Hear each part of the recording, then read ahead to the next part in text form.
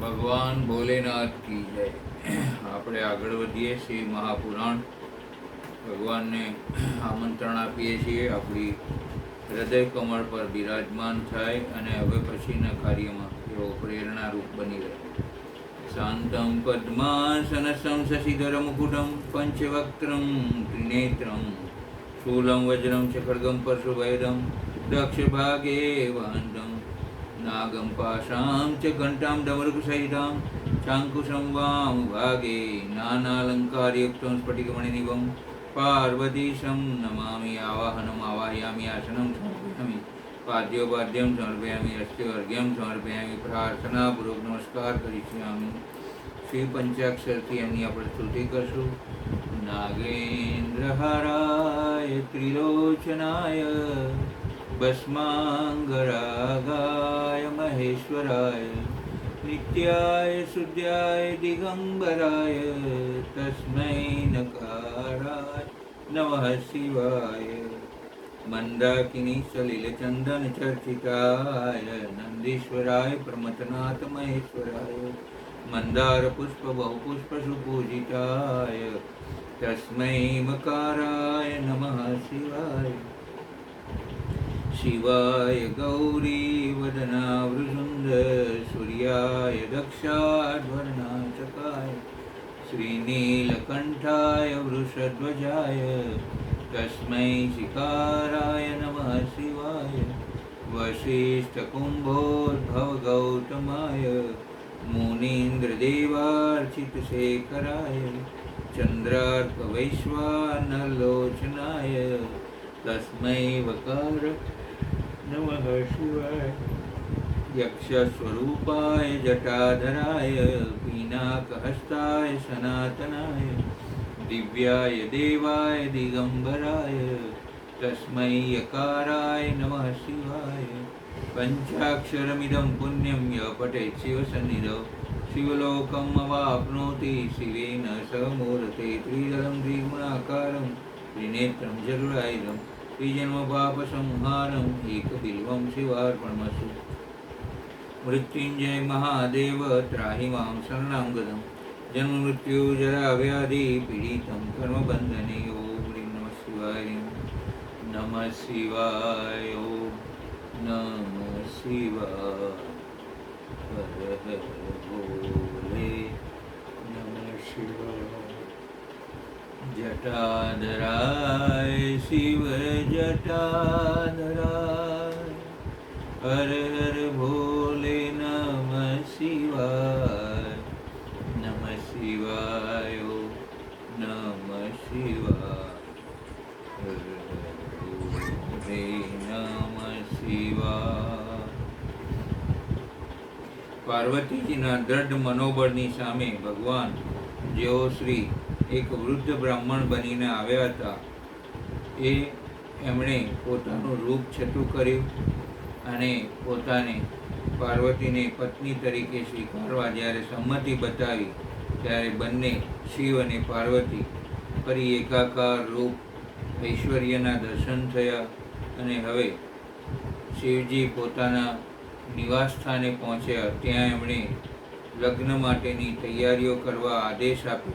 એ જ રીતે પાર્વતીજી પિતાના ઘરે પહોંચ્યા અને એમણે પોતાના વિજયની ગાથા લોકો સુધી હર્ષ અને ઉલ્લાસની લાગણીઓ બંને પક્ષે પ્રસરી ગઈ.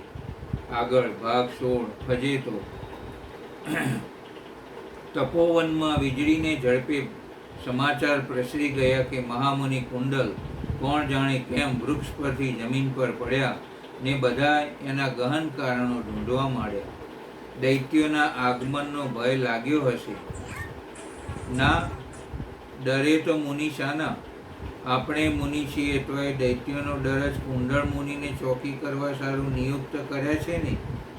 એ તમારી વાત તો સાચી, તો પછી એમ જ બની હોય. ચાલો પૃચ્છા કરીએ. તપોવનના બધા મુનિઓ કોઈક હાથમાં કમંડળ, કોઈ તુંબી પાત્ર, તો તાંબાના લોટા પકડી કુંડળ જ્યાં હતા તે વૃક્ષ ઘટામાં આવ્યા. મુનિ પત્નીઓ તો વ્યંગભર્યું હસતી એક બાજુ ખસી પોતપોતાના આશ્રમ પર જતી હતી.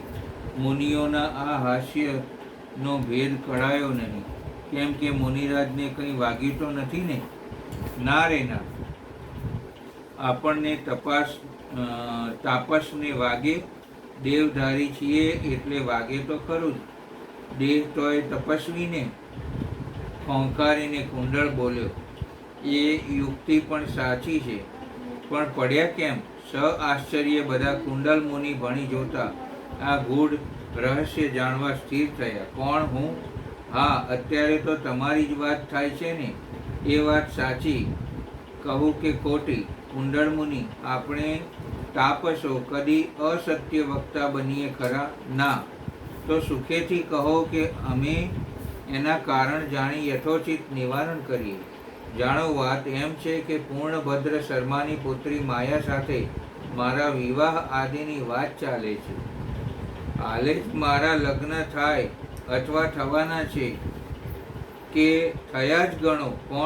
પણ કેમ? આ સ્વપ્નું એ જ વાતનું હતું તો એ પૂરી કરો ને. પૂર્ણભદ્ર શર્મા એમના ભાર્યા ગૌરી દેવી હમણાં જ મારા આશ્રમે આ અંગે સંભાષણ ચલાવી ગયા. પણ જતાં જતાં મારે ગાયો કેટલી એ પૂછતા હતા. જ્યારે ગાયો તો મારે એકેય નહીં. આ વાત વાગોળતો હું માળા પર આખી રાત જાગી મધ્યાહ્ન સુધી સૂતો હતો ત્યારે સ્વપ્નું આવ્યું કે મારે જાણે વરઘોડો નીકળ્યો છે. હું ઘોડે ચડી માંડવે પરણવા જાઉં છું. ત્યાં તપોવનના કિશોરોએ મને અશ્વ પર છલાંગથી બેસવા કહ્યું. એક બાજુ આપણા તપોવનની મુનિપત્નીઓની ગીત ગાતી હતી ને એક બાજુ મુનિબાળો છલાંગવા પાણી ચડાવતા હતા. એટલે હું છલાંગી અશ્વ પર બેસવા ગયો. પણ એ તો સ્વપ્નું હતું. સ્વપ્નમાં હું માળા પરથી ઘોડે ચડવા ગયો ને ઊંઘમાં ભોંય પડ્યો. મુનિપત્નીઓએ વૃક્ષ નીચે શિવ સ્તવન કરતા હતા. તેમના વચ્ચે મારો દેહ પડવાથી બહુ વાગ્યું નથી. લો, આ વાત છે. સાંભળી બધાએ મુનિ સમાજ હસી પડ્યો ને એક મુનિ બોલ્યા, કુંડળ શર્મા, ચાલો ત્યારે તમારા મહેનતાણાની 2 ગાયો ને 3 ગામો તમને હાથ ધરણામાં આપીએ છીએ. જાઓ, પૂર્ણભદ્ર શર્માને આ વાત વિદિત કરી આવો કે સાચા અશ્વ પર પલાણી પરણો. કુંડળના આનંદનો કોઈ સીમાડો ન રહ્યો. એક દિવસ માટે અન્ય મુનિ બાળની માળા પર બેસવા વિનંતી કરી. કુંડળ મુનિ હાથમાં જયસ્તિકા ગ્રહી તત્કાલ આવ્યા પૂર્ણભદ્ર શર્માના આશ્રમે માયા ને ગૌરી 2 જ હતા. તેમને કુંડળ મુનિના આગમનના સમાચાર મળતા પર્ણકુટી બહાર લેવા આવ્યા. સગપણની વાત સાવ નિશ્ચિત હોય. માયા અંદર જ રહી. આવો રે, પધારો શર્માજી. ભારી અનુગ્રહ કર્યા. હા, થયું.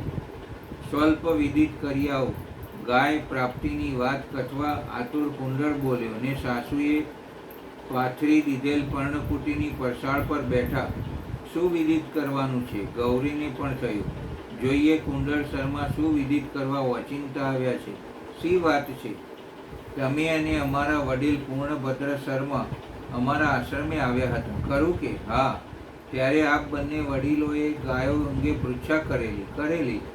હવે અમારી પાસે 5 ગાયો છે. અર્થાત હવે અમે સંપત્તિવાન બન્યા છીએ. સારું બાપલા, સારું. અમારી આંખ્યું ટાઢી.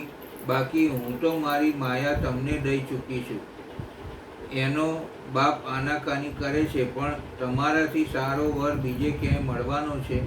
વળી 5 ગાયો છે, પણ કોને? તમે સાચું પારખ્યું ને ગુણજ્ઞ છો. હવે બિરાજો. અમે આજ તો આપના માટે કંસાર બનાવવાના છીએ, કારણ કે હવે લગભગ તમે જમાઈ કરી ચૂક્યા છો.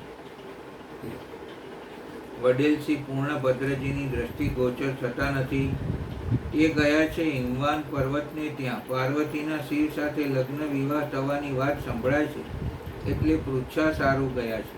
ઠીક. અત્યારે તો વિવાહ સમય ચાલે છે, કહી કુંડળ ગંભીર બની ગયા. જાણે ત્રિકાલગ્ન મહાપુરુષ હોય. હા, લાગે છે તો એવું જ, નહીતર કંઈ શિવ પાર્વતીના વિવાહ ન થાય. અમે શુભ સમયની ઉપસ્થિતિ જાણીએ છીએ. તો ભાઈ, અમારે ક્યાં ઢીલ હતી? આ માયાના પિતાજી આવે ને તમે અહીં હો તો પછી હમણાં જ ગોળ ખાઈ લઈએ. શુભ વાત થઈ ને એ માટે શુભ સમય પણ છે. લો, બેસો ને હું ને માયા રસોઈ બનાવીએ. કદાચ તમારા સસરા હા વળી સસરાજ તો હમણાં આવી જાય. ગૌરી પર્ણકુટીની ભીતર ગઈ ત્યારે સૂર્ય દેવતાનો રથ લગભગ આભના મધ્ય પટાંગણમાં આવી ઊભો હતો. કુંડલ શર્મા શુદ્ધાર્થ થવા લાગ્યા હતા ત્યાં સાવિત્રી આવી. કુંડલને ધવલ વસ્ત્રથી અંગ લપેટેલ માયાના ભાવિ પતિને જોતા જ જરા ચમકી, પણ પછી સ્વસ્થ થઈ બે હાથ જોડી બોલી, નમસ્તે શર્માજી, નમસ્તે. પોતાનો વિવાહ આગો ઠેલવાનો સંદેશ આપી જનાર સાવિત્રીને જોઈ કુંડળ શર્માને થોડો અણગમો થયો, પણ અણગમાનો ભાવ સાવિત્રીના એક સ્થિત પૈસે ઓગળી ગયો ને ફાટી આંખે સાવિત્રી બની જોઈ રહ્યો. કેમ, કુશળ છો ને? હા વળી, તમારી કૃપા થકી. ગૌરીમાં માયા બધા છે કે? તેઓ હમણાં ઉપસ્થિત હતા ને હમણાં પદાર્પણ કરી ગયા. ઠીક, કહી સાવિત્રી ભીતર જતી રહી. તેને રોકતા કુંડળ બોલ્યો, મારી પાસે અત્યારે 5 ગાયો થઈ છે. સારી વાત છે. અમારે માયાબેનને દોરતા આવડે છે. ના, આ તો તમને વિદિત કરતો હતો. લો, હું માયાને વિદિત કરી આવું. ત્યાં જ બળતણ લેવા બહાર આવેલ માયાને જોતા જ સાવિત્રી મંદ હસ્તી સામે ગઈ. એ આવ્યા છે. કુંડળ તરફ સૂચક મોહક દ્રષ્ટિ નાખી માયા બોલી, તે હવે શા સારું ન આવે? સગપણ પાકું થઈ ગયું છે. પરંતુ શર્માજી તો નૈષ્ઠિક બ્રહ્મચારી છે, એનું શું? કોની? મારી વાત થઈ? બ્રહ્મચારી હતો? હવે નથી. હવે તો હું શિવજીની જેમ લગ્ન કરવા ઉત્સુક છું. કુંડલ બોલે, પણ અમારે માયાબેન પાર્વતીની જેમ હજુ ક્યાં તપ કરવા ગયા છે? હું વિના તપે રીઝી ગયો છું. ને બેઉ સખીઓ ખડખડાટ હસી પડી. માયા બર્તન લઈ આવી કે બંને ભીતર ગઈ ને બધા વાતે વળગ્યા. વાત તો મુખ્યત્વે કુંડલના આગમન, વરદાન, વિવાહ આદિની ચાલતી હતી, પણ ત્રણેય આ વાતમાં એવી ગૂંથાઈ ગઈ કે કુંડળ શર્માને મધ્યાહને ભોજન દેવું છે એ વાત જાણે વિસરાઈ ગઈ. પરશાળમાં કુંડળ મુનિ એકાકી બેઠા બેઠા બગાસા ખાતા હતા. કકડીને ભૂખ લાગી હતી, કારણ કે સૂર્ય દેવતા પશ્ચિમ બાજુ પડખું ફેરવી ગયા હતા. શર્માજીને થયું, હમણાં કોક કહેવા આવશે, મુનિરાજ ભોજન અર્થે પધારો, પણ કોઈ ના આવ્યું. પણ મનમાં થયું, ગૌરી કંસાર બનાવવાનું કહી ગયા છે. તે કદાચ કંસાર એ સારું કરતા હોય કે આજ સગપણનો ચાંદલો વિધિ ઉકેલવાનો હોય ને એથી કદાચ રસોઈનું મોડું થયું હોય. પણ મન તો માન્યું, ઉદર ન માન્યું. ખાલી પેટ જોઈ બગાસા ઉપર બગાસા આવવા માંડ્યા. કુંડલ મુનિથી રહેવાયું નહીં, પણ થાય શું? ત્યાં આજુબાજુ જોયું, કોઈ આવતું ન હતું. ભીતર ત્રણેય નારીઓનો કલકલાટ, કદીક હસવાનો અવાજ કે કદીક સાવિત્રીના કંઠથી એકાદ ટૂંક લગ્ન ગીત નીકળતી હતી. એટલે કુંડલ મુનિ ઉઠ્યા. પર્ણકુટીથી થોડે છેટે લહેરાતા એક ફળઝાડ પર 2-4 પાણાના ઘા મારી બેંક મોટા ફળો ઉતારી પરસાળ પર લાવી બેસી ગયા. ભૂખ કકડીને લાગી હતી ને કોઈની અવરજર હતી નહીં, એટલે એક ફળ ખભાના ઉતરીએ નીચે ભોંય ઢાંકી બીજા ફળને દાંત વળી તોડી ખાવા માંડી. ત્યાં જ અંદરથી ગૌરીનો શાક સંભળાયો. સાવિત્રી, કેમ બા? લે, આપણે તો અહીંયા છીએ ને ત્યાં કુંડળ શર્મા એકલા બેઠા છે. રસોઈ થાય છે, તું જરા જો, થોડી વાતો કરાવ. ત્યાં અમે ભોજન પીરસીએ છીએ. એ સારું બા. કુંડળે આ બોલ સાંભળ્યા ત્યારે એના 2 ગલેપા ફળો ભરેલા હતા. જાલિમ બચકાથી ચિક્કાર ભરાયેલા હતા. કુંડળની ગણતરી હતી કે પરસાળની પર્ણકુટીએ રસોડાનો ભાગ જેટલો દૂર છે તેટલો અંદરથી પણ સાવિત્રી ચાલીને અહીં આવશે ત્યાં સુધી હું મોંમાં મૂકેલ ફળ ચાવી જઈશ, એટલે ખબર પડશે નહીં. આમ માની તેણે બચકા ભરતા વધેલ શેષ ફળ પેલા ઉપવસ્ત્ર નીચે સંઘરી દીધું ને ચાવવાનો પ્રયાસ જારી કર્યો, પણ તેની ગણતરી ઊંધી વળી. સાવિત્રી હળવેથી આવવાને બદલે થોડું મોડું થવાથી દોડતી આવીને કુંડળ મુનિ મોંમાં મૂકેલ ફળ ચાવી ન શક્યા.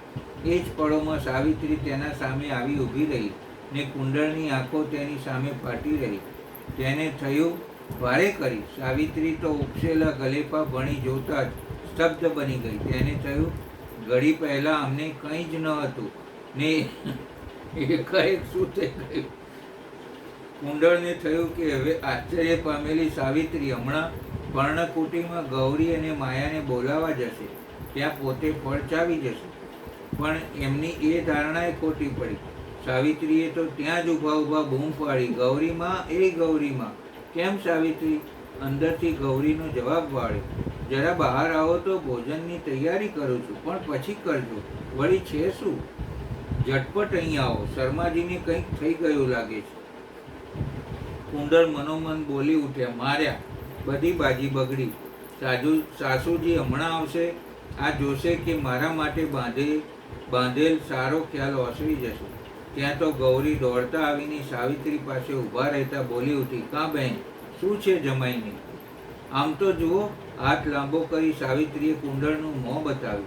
અરર માડી, આ શું થઈ ગયું? ઓઠે આંગળી અડકાળતા વિસ્મય પામતા ગૌરી બોલી ઉઠ્યા, હું એમ કહું છું કે ઘડીક પહેલા તો આ કંઈ ન હતું, એકાએક શું થઈ ગયું? સાવિત્રી બોલી. ત્યાં કોલાહલ સાંભળી માયા પણ અંદરથી આવી ને શર્માના ગાલ ફૂલેલા જોઈ ચિંતાતુર બની ગઈ. કુંડળ બેઠા બેઠા આ ખેલ જોતા હતા અને સોચતા હતા કે આમાંથી હવે આ આગી પાછી ખસે તો ફળ હમણાં ચાવી જાઉં. પણ ચિંતાતુર બનેલી એ કોઈ વેગળી જાય એમ હતું નહીં. બા, શું થઈ ગયું હશે? અળવેથી માયાએ ગૌરીને પૂછ્યું. જો ને ભાઈ, મને તો કંઈ વળગાડ જેવું લાગે છે. હા માં, સાચું છે હો. આ શિવ પાર્વતીના વિવાહ થાય છે એટલે કોક ડાકીની શાકીની પિશાચીની કે વેંતરી અહીંથી નીકળી હશે ને શર્માજીને બેઠેલા જોઈ તેની નજર લાગી ગઈ હશે. સાવિત્રી બોલી. તમને શું થાય છે હે? કુંડળ પાસે જઈ વિલાપ કરતી ગૌરી બોલી. જવાબમાં મુખ કુંડળે માથું હલાવ્યું. માડી રે, બોલતાય નથી. સાવિત્રી બોલી. જીભ જલાઈ ગઈ લાગે છે, માયાએ કહ્યું. ગૌરીએ ખાતરી કરવા ફૂલેલા ગાલ પર વાંસની એક સળી અડકાળી કે શર્માજીએ મોં ફેરવી ગયા. ગલોપા કઠણ થઈ ગયા છે. ગૌરીએ અભિપ્રાય આપ્યો. રણ ગલેફા નથી, ગલોફે જતી વળગી. સાવિત્રી સખીના ભાવિ વરને માટે અનુકંપાયમાન થઈ બોલી ઉઠી. ત્યાં તો પૂર્ણભદ્ર આવી પહોંચ્યા. હાશ, મારા પિતા આવી ગયા. માયા મનોમન બોલી. અરે આ છે શું? બધા સામે જોઈ પૂર્ણભદ્ર આશ્ચર્ય બોલ્યા. આમ જુઓ ને આ જમાઈ. ગૌરી બોલી. હા, એમને તો જોઉં છું. શું જુઓ છો? ધૂળ. એમના ગાલ સામે તો જુઓ, આ ફૂલેલા છે. કંઈ નહોતું. ત્યારે દાણી ફૂટે એમ બોલતા હતા. એકદમ કોણ જાણે શો રોગ થઈ આવ્યો છે કે કોઈક જતી આવતી વંતરાની નજર લાગી ગઈ. રડમસ થતા ગૌરી બોલીને પાલવથી આંસુ લૂછે. આ કુંડળ શર્માને કોઈની નજર લાગી એવું છે જ નહીં. એ ચિંતા તમે જવા દો, પૂર્ણભદ્રે કહ્યું. જે હોય તે, પણ એનો કંઈક ઈલાજ કરો. શો ઈલાજ કરશું? સમુદ્ર મંથનમાંથી પ્રગટેલ દેવોના વૈદ્ય અશ્વિની કુમારીને તેડી આવો, પણ મારી દીકરીના પતિનું કષ્ટ મટાડો. હમણાં જે 5 ગાયોની સંપત્તિ ધરાવતા થયા છે ને બિચારા જીવ, એ જ વાત વિદિત કરવા અહીં આવ્યા હતા. ને બાકીના શબ્દો અધ્યાહાર રાખી ગૌરીએ રોવા માંડી. પૂર્ણભદ્રને પણ ચિંતા તો થઈ. કુંડળના ગલોફા ફૂલવા કારણે નહીં, પણ પત્નીને પુત્રીના આક્રંદે. રહો, પહેલા મને ગલોફા જોવા દો, કહી ગૌરીએ ભોંય મૂકેલ પેલી વાંસની સળી ઉઠાવીને હાથમાં લીધી. કુંડળને થયું, માર્યા. શર્મા, જો જોરથી ગલોફામાં સળી ઘૂસતો મારી દેશે તો શી ભલે થશે? ત્યાં પૂર્ણભદ્રે વાંસની સળી હાથમાં લીધી. કુંડળને તો એ નાની સળી ધારદાર તલવાર જેવી કળાઈ અને લગભગ પસીનો વળવા માંડ્યો. બધા સ્થિર બની પૂર્ણભદ્રનું અવલોકન નિહાળતા હતા. સળી ઉપાડી ઊંચી, અધિક ઊંચી ને કુંડળના ગાલ પાસે આવી અટકી. જોજો હો! સળી અડકતા શર્માજીએ પીડા થાય છે કરી ગૌરી બોલી. પણ તે વિના ખબર કેમ પડશે? ગાલ કેમ સૂજી ગયા છે? પૂર્ણભદ્રે પત્ની સામે જોઈને કહ્યું. એ તમે જાણો. આ તો ઘડીક પહેલા મેં સળી અડકાળી કે શર્માજી હલબલી ઉઠ્યા હતા. હવે સળી કુંડળના ગાલથી માત્ર દોરાવાર છેટી રાખી પૂર્ણભદ્રે પકડી રાખી અને કુંડળનું મોં આ ભેર ગૌરી તરફ હતું. ત્યાં એકાએક માથું સળી તરફ અણધાર્યું નમી ગયું. ને પેલી સળી જોરથી ગાલ પર સાથે અથડાઈ, વાગીને મોં ખુલી ગયું. ખુલતા જ ફૂસ ફૂસ ફૂસ ગલોફામાં રહેલ ફળનો ચૂરો ચોપાસ ઉડ્યો. પૂર્ણભદ્ર, ગૌરી, માયા, સાવિત્રી બધાના અંગ ભરાઈ રહ્યા ને ગૌરી તો વિસ્મય પામતી કુંડળ સામે જોઈ બોલી, આ શું શરમાજી? ઈ ફળ ભાઈ સાહેબ ખાતા હતા. બહુ ભૂખ્યો થયો હતો, શું કરું? પણ જટ દઈને ભસી તો મરવું હતું કે મેં ફળ ખાધું છે? અમે આટલા પૂછો તો ન મારતા આબરૂ જાય ને? પણ તમારે હોય તો જાય ને, હસતી સાવિત્રી બોલી. તમે પણ બધા કેવા છો? અતિથિ આવે અને મધ્યાહન ઢળતા સુધી ભૂખે બેસાડી રખાય? રોષ ભર્યા પૂર્ણભદ્રે ગૌરીને કહ્યું. અમે તો કંસાર કરવામાં પડ્યા હતા. સાવિત્રી હસતી હસતી પોતાના આશ્રમે ગઈને કુંડળની વાત બધે તપોવનમાં હાસ્ય સાથે ફરી વળી. ત્યાં વળી સાવિત્રીને વળતી જ કોઈ કે વૃક્ષ ઉપરથી સપનું આવતા પડ્યાની કહાણી કરતા તેનો જીવ રહ્યો નહીં ને પૂર્ણભદ્રને કુંડળ કંસાર જમી ઉઠ્યા. ત્યાં પહોંચીને ગૌરી પાસે જઈ બોલી, માં એક નવી વાત લાવી છું. કઈ? શિવ પાર્વતીના વિવાહની? ના, એથીએ નવી. તારકાસુરનો વધ થયો. અરે રે, આપણા સૌ માટે એથીએ પણ ચડિયાતી છે. તો હવે કહી નાખ ભાઈ, મોય નાખ ને. કંટાળીને ગૌરી બોલી, આ તમારા જમાઈ રાજ ઓંબાના ઝાડ ઉપરથી પડ્યા. અરર માડી, તમે ગભરાવ નહીં માં, એને કંઈ થયું એમ નથી. પણ ઝાડ ઉપર કેમ ચડ્યા હશે? ફળો તોડવા? ના રે ના, દૈત્યોના આગમનનું રખોપું રાખવા. પછી વિગતથી કહે. એમાં કુંડળ શર્માને સપનું આવ્યું કે તેઓ અહીં પરણવા આવ્યા છે. વરઘોડો નીકળ્યો છે ને ઘોડા પર પેંગડે પગ દઈ ચડી જવાને બદલે કોઈકના સૂર ચડાવવાથી છલાંગી ચડે. એમાં ઠેઠ ઓંબાના ઝાડ પરથી બાંધેલા માળા પરથી ધરતી માતાને સાષ્ટાંગ દંડવત કરતા પડ્યા ને સાવિત્રી ખિલખિલાટ હસી પડી. સાવિત્રીનું હાસ્ય જોઈ પૂર્ણભદ્ર ઘરમાં આવ્યો. માયાને બહુ સંતાપ થતો હતો એટલે શર્માને પરસાળમાં એકલા બેઠેલા જાણી ત્યાં આવ્યા ને મીઠો ઠપકો આપતા બોલ્યા, તમે આ શા ભજેતા મળ્યા છે?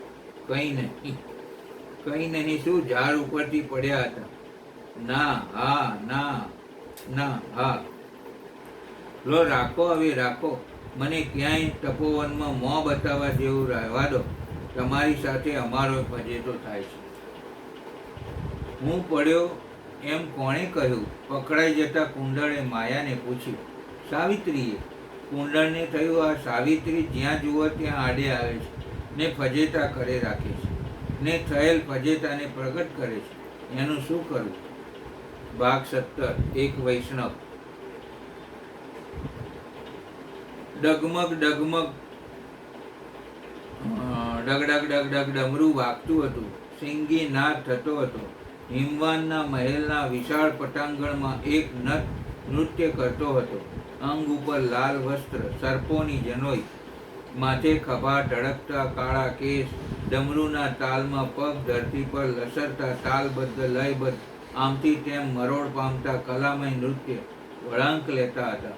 પગની સાથે શરીર વળાંક લેતું હતું. માથું આમથી તેમ આગળ અને પાછળ લહેરાતું હતું. આંખ અને મુખ ભાવ નૃત્યના પ્રકાર સાથે સુસંગતતા અણતા હતા. મૂક નૃત્ય સારો એવો સમય કર્યા પછી નૃત્યકાર નટે ગાવા માંડ્યું. સુરીલા મનોહર કંઠે જે ભાવમય નૃત્ય થતું હતું તે ભાવને હિલોળે ચગાવતું હતું.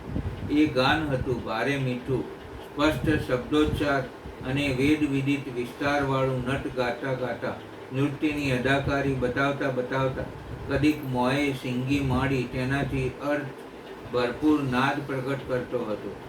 બીજા હાથનું ડમરું તો નૃત્યના તાલ લય સાથે સંવાદી બની બાજતું હતું. મહેલના પટાંગણમાં મેના અને પાર્વતી રાજ પરિવારના નારી સમુદાય સાથે બેઠા હતા.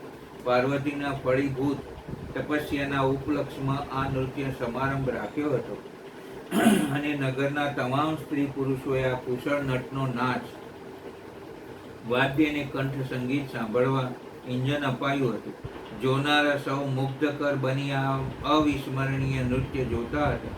પગ ને ગરદનની સાથોસાથ સર્પો પણ પણા પસારી તાલમાં ડોલતા હતા. પાર્વતી કળી ગયા કે નૃત્યકાર દેવેશ શંકર જ છે.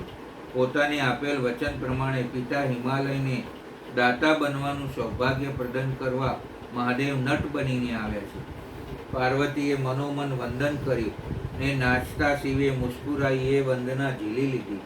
મધ્યાહ્ન પર્યંત નૃત્ય ચાલ્યું. બધા મોહિત બની ગયા. મેનાવતી પણ બહુ પ્રસન્ન થયા ને પાર્વતી સામે જોઈ બોલ્યા, બેટા, નૃત્યકાર બહુ કુશળ છે હો. હા બા, શ્રેષ્ઠ નટ છે. હું તો તેના નાચગાન ને સિંગી ડમરૂ બજાવવાની કળા જોઈ મુગ્ધ બની ગઈ છે. મને પણ આ નૃત્યગાન બહુ ગમ્યા છે બા. હવે એને હું જ પુરસ્કાર આપીશ, કહી મેનાવતી મહેલની ભીતર ગયા ને ચમકદાર રંગબેરંગી અપ્રાપ્ય એવા રત્નોનો થાળ ભરી લાવી નૃત્યકાર શિવજી સામે ધરી બોલ્યા, લો નટરાજ, આ તમારો પુરસ્કાર. પ્રસન્ન છો ને? ના ના, ડોકું ધૂણાવી નટ બોલ્યા. સ્થિર ભાવે પાર્વતી આ જોઈ રહ્યા. કેમ કેમ આટલા રત્નો ઓછા પડે છે? ઘણા છે તો સ્વીકારી લો. તમારે મારો નાચ જોઈ પ્રસન્ન બન્યા છો કે? હા, હું પાર્વતી ને નગરવાસીઓ બધા પ્રસન્ન થયા છીએ. એ સારું, મને આ ભેટ આપો છો ને? હા, તમારા પર રાજી થઈને ભેટ આપું છું, પણ મને એ ભેટ મંજૂર નથી. ત્યારે મારે બીજી ભેટ જોઈએ છે. બીજી ભેટ? આથી એ શ્રેષ્ઠ કહેશો? હા, ઘણી જ શ્રેષ્ઠ. કહો, આપશો એ વાત પહેલા કહો. હા, આપીશ, જાઓ. ત્યારે આપની પુત્રી પાર્વતીને મને ભેટ આપો. અરે, આ તે કંઈ ભેટ માગવાની રીત છે? કચવાઈને મેનાવતી બોલ્યા. કલા અમોલ છે. મારી કલા માટે મેં માગી તે ભેટ ઉચિત છે. માડી, આ નટને ને બોલતાય કોણ કેવું આવડે છે, ત્યારે નહીં આપો ને? એવી ભેટ ક્યાંય હોઈ શકે? ઉચિત ગણાય? તમે મારા નૃત્ય ગાનથી હજુ પ્રસન્ન થયા નથી, કહી નટ શિવે ફરી નૃત્ય આરંભ્યું. ડગ ડગ ડગ ડગ ડગ ત્રિભુવનમાં પ્રસરતા ડમરૂનો નાદ કર્યો. મોએ માડી સિંગી વગાડી. અંગ ભંગ કરી મૃદંગના ગત તોડાની જેમ અવની પર પગના ગત તોડા કલાભરી રીતે નાખ્યા. આંખમાં વિજોગના વેદનાના અંજન પ્રગટી ઉઠ્યા. દેહ આખો જાણે વિયોગમય બની પ્રિય વસ્તુને પામવા ઉછળી રહ્યો હોય એટલી તત્પરતાથી નટે નૃત્ય આદર્યું ને નૃત્ય સૂચક, ભાવ સૂચક ગાવા પણ માંડી. મેનાવતીને આ ન ગમ્યું. એક તો નટની માગણીથી રોષે ભરાઈ જ ગઈ હતી, ત્યાં વળી તેણે નફ્ફટ બની ફરી નૃત્ય આદર્યું. મનોમન મેનાવતી નટ શિવને ફટકારવા લાગી ને ઘરના આંગણામાંથી બહાર ચાલ્યા જાઓ આજ્ઞા આપવા વિચાર કરતી જ હતી ત્યાં જ ગંગા સ્નાન કરી હિમવાન ઘરે આવ્યા. એમણે આંગણામાં નાચતા નટને જોયા. મેનાવતીએ સહારો મળી ગયો ને હિમવાન પાસે આવી બોલ્યા, આ નટ તો નફ્ફટ છે. કેમ? નાચ કરતો હતો, પૂરજનો જોવા આવ્યા, મેં એને થાળી ભરી રત્નો આપ્યા તો ન જ લીધા. કંઈ નહીં, તમે સાંભળો તો ખરા, આટલું જ બસ નથી. ત્યારે તેણે રત્નોનો અસ્વીકાર કરતા કહ્યું, હું માગું તે ભેટ આપશો? મેં હા કહી તો રોયાએ માગ્યું કે મને પાર્વતી આપો. કેવો પાજી! મને શી ખબર કે એ આવું માગશે? એને બહાર કાઢવો હતો ને? હું એ વિચારમાં જ હતી ત્યાં તમે આવ્યા. રહો, હું એને બહાર કાઢું. કહી સેવકોને આજ્ઞા આપી કે આ નટને બહાર કાઢો. પણ એ જ પળોમાં નટના દેહમાંથી તેજ ધારા વછૂટવા માંડી. તેનો સ્પર્શ કરવો તો ઠીક, પણ એની પાસે કોઈ જઈ શકે એમ ન હતું. નોકરો પાછા હટી ગયા. નટ શિવજીને થયું, શૈલરાજને મારો પ્રભાવ બતાવો, અને તે વિષ્ણુ રૂપ બની ગયા. ચતુર્ભુજ, શંખ ચક્ર ગદાયુક્ત અને મુકટ, કાનમાં કુંડળ, પીતાંબર, પૂજાના સમયે પૂજાખંડમાં વિષ્ણુના શ્રી વિગ્રહ પર હિમવાને જે પુષ્પો ચડાવ્યા હતા તે બધા અહીં નટ વિષ્ણુના દેહ પર ચડેલા હિમવાને જોયા. તે પછી નટ બ્રહ્મરૂપે વૈદિક સૂક્તનો પાઠ કરતા દેખાયા અને આ પાછા રુદ્ર રૂપે દેખાઈ નટના નટ રૂપે દેખાયા. હિમવાના પરિવર્તન જોતા સોચતા જ હતા ત્યાં નટને બોલતા સાંભળ્યા, પુરસ્કાર રૂપે મને કાલીનું પ્રદાન કરો. અરે મૂળ, એવું તે કદી હોઈ શકતું હશે? ક્રોધિત હિમવાન બોલ્યા. ભાગ્યવાન, નર નારીઓના વચન શું મિથ્યા થાય? એવા ભાગ્યવાન અમારે નથી બનવું, મને દુર્ગા આપો. હિમવાને રોષ કરી વિપુલ સેવકોને સાથે મળી નટને કાઢી મૂકવા કહેતા નટ જ સ્વયં ત્યાંથી અંતર્ધ્યાન થયા. જોનારા વિસ્મય પામતા સોચવા લાગ્યા કે નટ ભારે કુશળ, નૃત્યમાં નોખા નોખા વેશ પરિધાનની કલાને અંતર્ધ્યાન થઈ શકવામાં હિમવાનને થયું કે મેનાને પણ થયું. આ તો ભગવાન સદાશિવ જ હતા ને એ જ કાલીને માગતા હતા. આ વાત પર મેના હિમવાન વિચારતા હતા. શિવ હતા હિમવાને કહ્યું, હવે તો મને શંકા નથી, તે વિના કાલીના હાથની માગણી કોણ કરી શકે? સાચું છે, ત્રિભુવનમાં કોઈની હામ ન ચાલે, પણ તમે વચન કેમ આપી દીધું? હું એનો ખેલ જોઈ બહુ રાજી થઈ ગઈ. શું નૃત્ય કરતા હતા, શું મીઠા ભાવવાહી કંઠે લયબદ્ધ ગાતા હતા, શું ડમરૂને સિંગ બજાવતા હતા. સાચું કહું, હું આ વેળા પર સંપૂર્ણ મોહિત થઈ ગઈને માગવા કહ્યું, આવા શિવને પાર્વતી આપીશું શું થાય? જેને માટે તેણે તપ કરીશું. આપણે આવો સંકલ્પ કરીશું તો પાર્વતીની તપ સાધના વિફળ જશે ને? એના અંતરમાં શિવ વસી ગયા હોય તો બીજો ઈલાજ શો? મેના બોલી. સર્પોના શણગાર રાખતી શોભા, હાથમાં જાનવરનું સિંગ, ડમરું ને નટ બની ભિક્ષા માગી ભમે. અરે વિધે, આવા પતિ માટે પાર્વતીએ 3000 વર્ષ તપ કર્યું હશે. પાર્વતીને એની સાથે ઋણાનું બંધ હશે. એ તો બાળક છે, આવી ગહન વાતોમાં એ શું સમજે?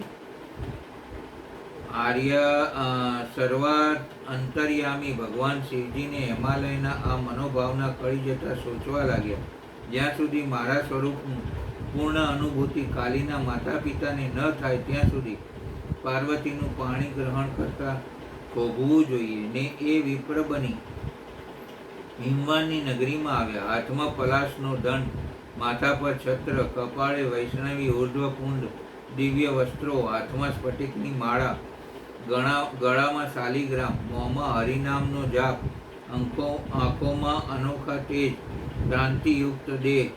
હિમવાન અને મેના પાર્વતી સાથે જ્યાં કચેરીમાં બેઠા હતા ત્યાં એ ગયા. એમના આગમન સૂચક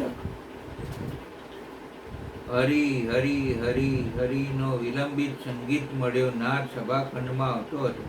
એ અંદર આવી ઊભા કે પરિવાર સહિત હિમવાન સાહજિકપણે ઊભા થઈ ગયા અને 2 હાથ જોડી સાધુને સૌએ નમસ્કાર કર્યો.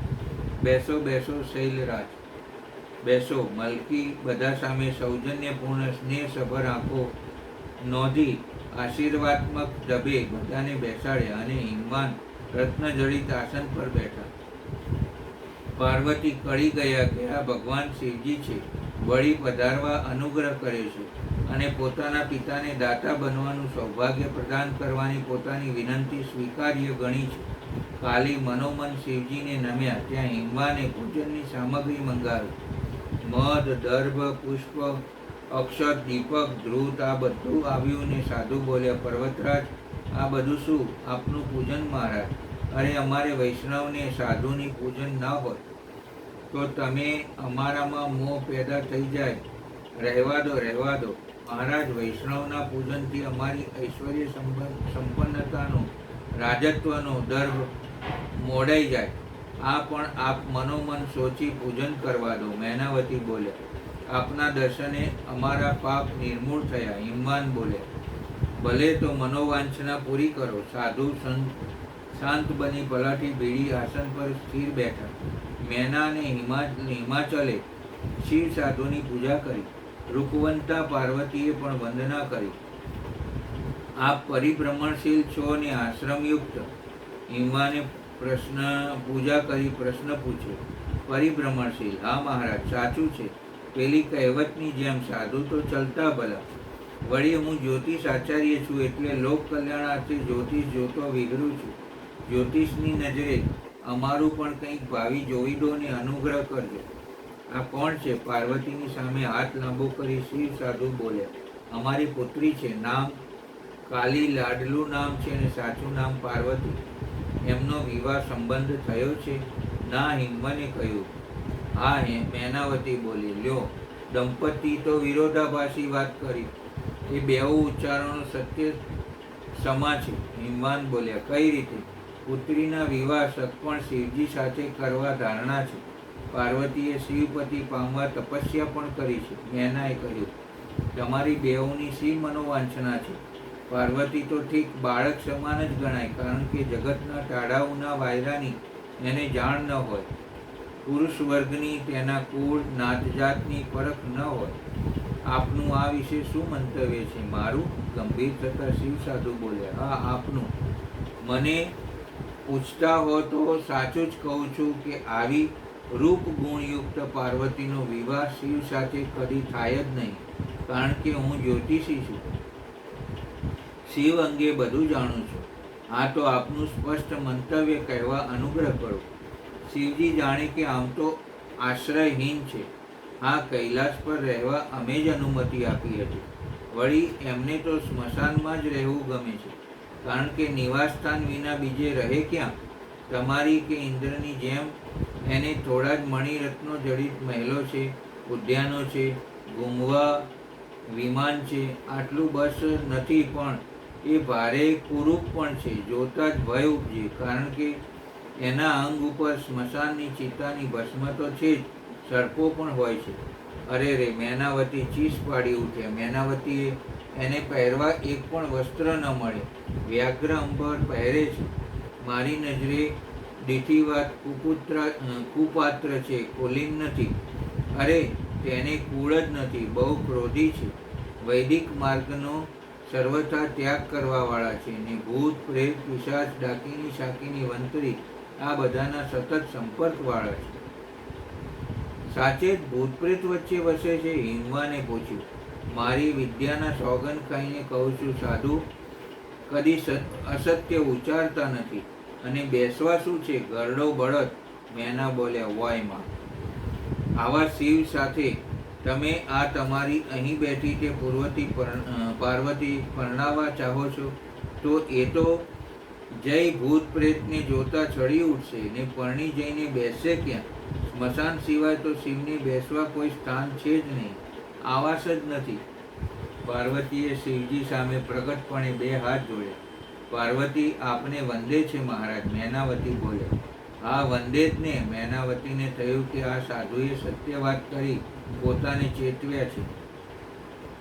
પાર્વતી તો એવા ને એવા ગંભીર બેઠા હતા.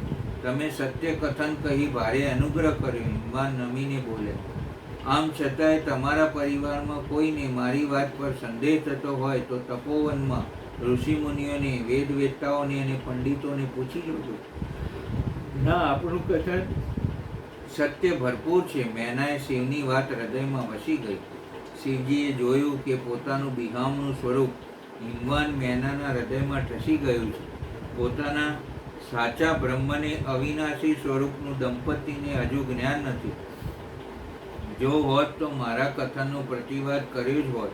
એટલે મારા અસલ સ્વરૂપનું જ્ઞાન દંપતીને કરાવ્યા પછી જ હું પાર્વતીનું પાણી ગ્રહણ કરીશ.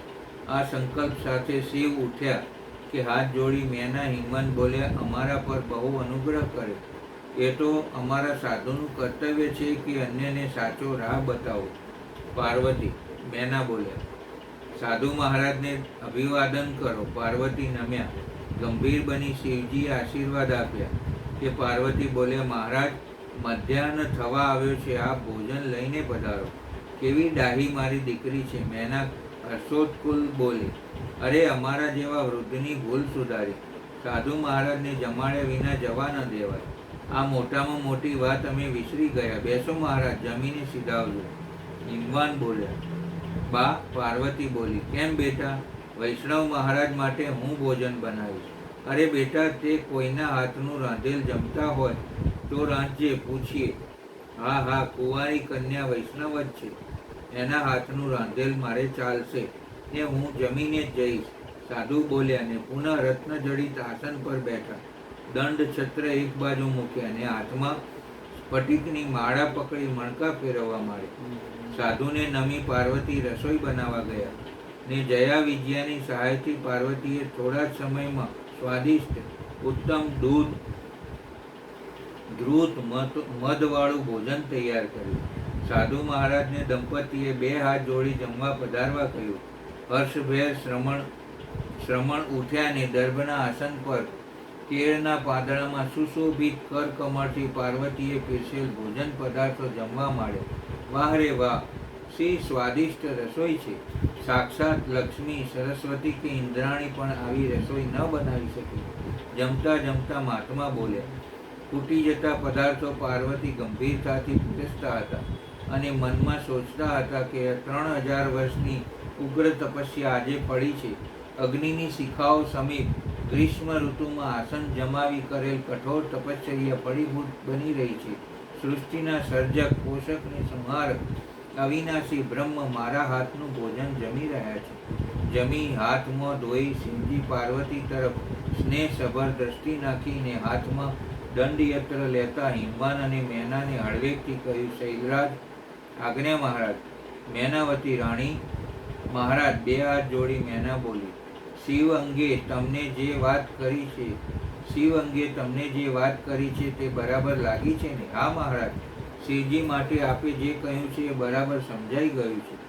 શિવજીને થયું, સાચે જ આ લોકો મારા સાચા સ્વરૂપનું જ્ઞાન નથી.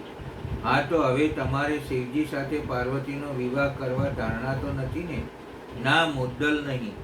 તમારે આ વાત તમે તમારી પુત્રી, શું નામ? જાણી જોઈને શિવજી આડું બોલતા હતા. કાલી? ના, પાર્વતી. મેના બોલી. એમને જણાવશો નહીં કે તેમનો શિવ વિવાહ સાથે નથી કરવો? ભલે નહીં જણાવીએ, પણ કારણ શું? તેમને શિવના ગુણની કે દોષની બેમાંથી એકેયની પરખ નથી. ભલે મહારાજ. અને વૈષ્ણવ બ્રાહ્મણ. શિવજી હિમાલયનું ભવન છોડવા માંડ્યું ત્યારે તેજપુંજ પાર્વતી, સખી જયા અને વિજયા સાથે આંગણામાં બે હાથ જોડી ઊભા હતા. એમના તેજયુક્ત દેહ સામે જોતા મનોમન આશીર્વાદ આપતા શિવ ચાલી નીકળ્યા. ત્યારે દેવતાઓ ત્યાં પુષ્પની વૃષ્ટિ કરી. ભાગ 18 સપ્તર્ષિઓ. આપણે અહીંયા વિરામ લઈશું અને સપ્તર્ષિઓ ભાગ 18 થોડા સમય પછી પઠન પાઠન કરીશું. નમઃ શિવાય. ઓમ નમઃ શિવાય. હર હર બોલે નમઃ શિવાય.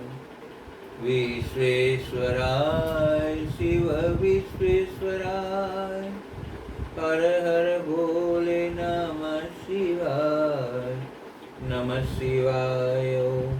નમઃ શિવાય. હર હર ભોલે નમઃ શિવાય. ભગવાન ભોલેનાથ કી જય.